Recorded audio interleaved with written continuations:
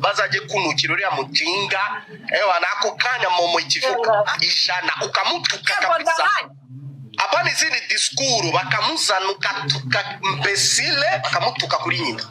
Kuri iki kintu so rero bino bintu akenshi cyo twifata nka showbiz arya n'ibintu banakiriye bari kwishakira attention y'abantu babavugaho, sinumva ko twanabitindaho. So kuba Prophet Joshua yiturije ni byiza, ni good, ni byo sawa kurushaho ahubwo cyane. Ikintu ushaka kubaza uriya mugabo ashobora kuba hari ikintu yakoze nacyo gutereta umwana uri underage, cyangwa se ni ikihe kintu ashobora kuba yarakoze, kuko mbere namubonaga hano nkabona muri inshuti uranamutuzanira, ni iki yakoze?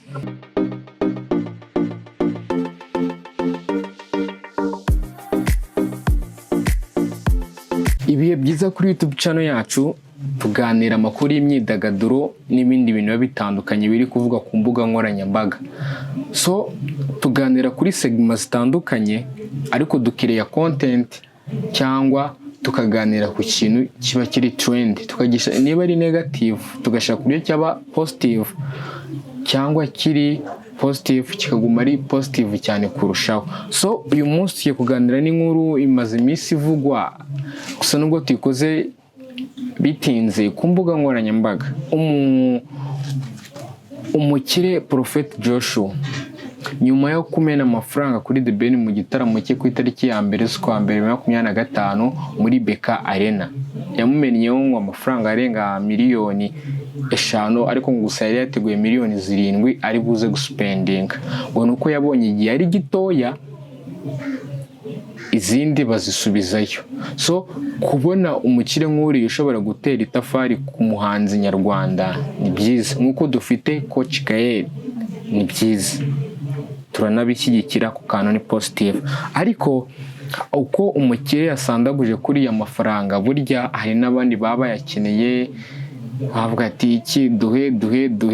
Hari inkuru imaze iminsi izenguruka ku mbuga nkoranyambaga cyane cyane ngo ni abakobwa bavuga ko Prophet Joshua ngo abasambanya muri sauna massage.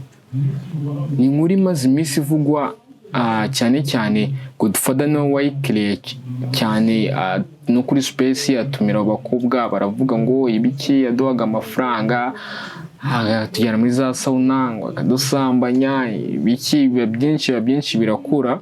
No Prophet Joshua nawe aza yiremanta avuga ngo Godfather yamuhaye amafaranga, yamusabye amafaranga arayamwima, ngo niyo mpamvu agiye gukereza izo nkuru avuga ibiki abo bakobwa n'iki. Reka twumve nk'uko Prophet Joshua aba nawe yiregura n'ibiki, tuganire kuri iyi nkuru. Umunwa bazaje kunukira uriya mutinga nako kanya momo ikivuga ijana ukamutuka kabisa.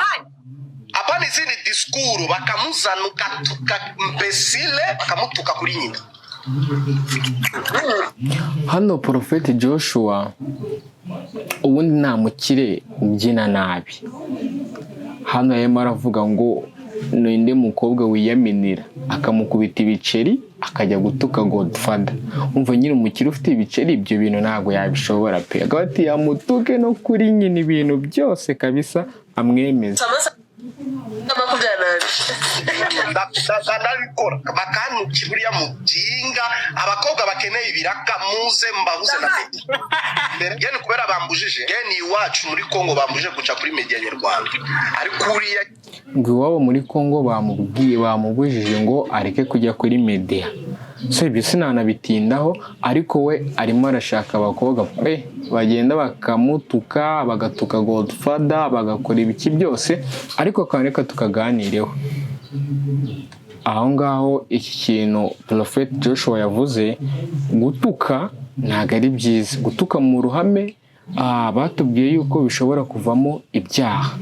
Ako kantu ko tukanota ahantu ntago turi bukaganireho cyane, ariko ntago ari byiza kuvuga ngo ugiye kwishyura abantu ngo uze nyine ngo bagutukire umuntu, kuko riga akazi kuba karabuze si ngombwa gutanga ibiceri kugira ngo ujye gutuka umuntu.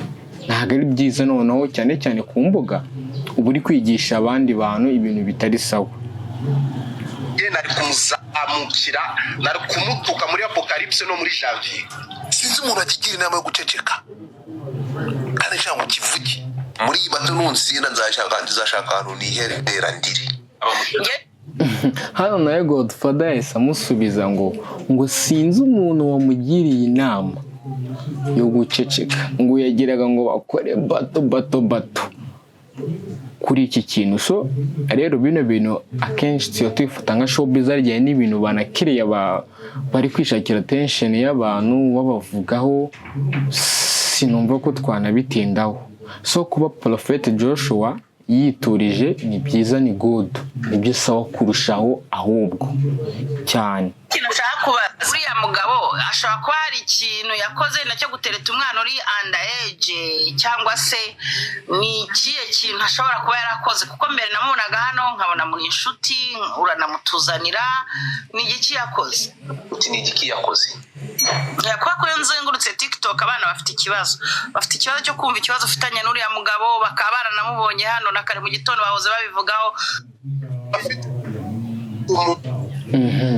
Hano uno muntu arabajije ngo ni ikihe kibazo kiri hagati ya Godfather na Prophet Joshua.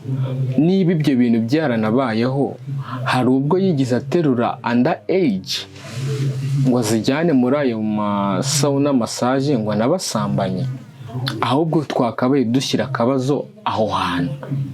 Prophet yafashe underage cyangwa yafashe abantu bakuru? Aho ngaho abaye yarafashe umwana uri munsi y'imyaka 18, amategeko aba agomba kumugenga, niko biba bigomba kugenda, nta bintu byinshi cyane. Sina ngombwa no kugira ngo tunatinde no kuri no nkuru, kuko dufite inzego zacu zibizi zibishinzwe. Ariko akenshi nge nkunda no kubwira urubyiruko, niba wakoreye ikosa si ngombwa kwirukira ku mbuga nkoranyambaga ngo ugiye kubidisikasinga ngo yenga ibiki, ahubwo zinga amaguru ya wirukanka ujye kuri RIB. Niba Prophet Joshua yitangira ibiceri arabitanga n'ubushake bwe, urumva uzamwegeye nabiguhe. Ariko sinumva ko niba yaba akoko hari akantu ndaza kubereka yerekana na message z'umukobwa yahaye amafaranga amubwira ngo ashaka kumuha igishoro, niba ari 500, I think ndakeka ko ari 500. Rero sinumva ko wakurira umuntu. Ikibazo cyaba kirimo kujya kurira kuri social media, ntago ari byo bintu bikurura igisubizo.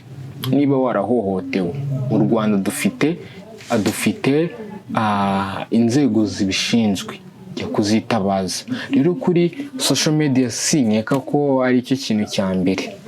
Aho ngaho inama irimo cyangwa icyo twaganiramo, ese koko urubyiruko kwirukira kuri social media nibyo byiza kuruta uko twakirukira mu nzego?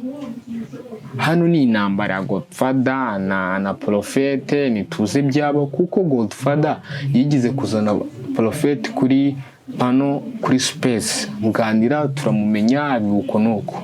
Ako niba bari kwisubiramo, niba ari uko showbiz irimo kubakwa, ntabwo tubizi. Ahubwo twege nk'abantu tuba dukonsuma bino bintu, nitwe tugendera mu Kigali. Muri comment mutubwire mwakoze cyane, ese koko ni ngombwa? Ciao ciao.